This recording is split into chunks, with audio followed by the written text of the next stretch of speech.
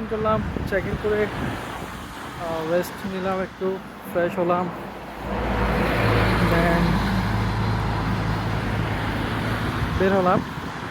এখানে একটা মজার বিষয় কি, যে আমরা ঘোরাঘুরি করি, ঘোরাঘুরি করতে বা হচ্ছে বাইরে, আপনি একজন মুসলিম হয়ে যদি বাইরে যান, সো আপনার যে এই সমস্যাটা সবচেয়ে বেশি হয় সেটা হচ্ছে খাবার নিয়ে।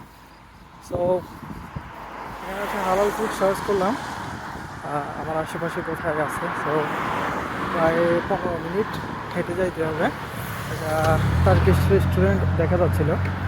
সো গিয়ে দেখি যে খাবার পাওয়া যায় কি না আসলে, নাকি অনেক সময় দেখা যায় হচ্ছে বন্ধ বা ওইটা ওইখানে নাই এমন দেখা যাচ্ছে।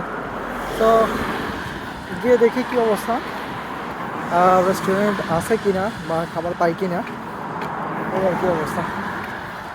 সবচাইতে মজার বিষয়, এখানে পরিবেশ এত সুন্দর তার বলার মতো না। আমি হোটেল থেকে হচ্ছে হালকা লাইট জ্যাকেট গায়ে দিয়ে নিয়ে নিয়ে আসলাম, কিন্তু বাইরে বের হয়ে দেখি এখানে বাতাস আছে, কিন্তু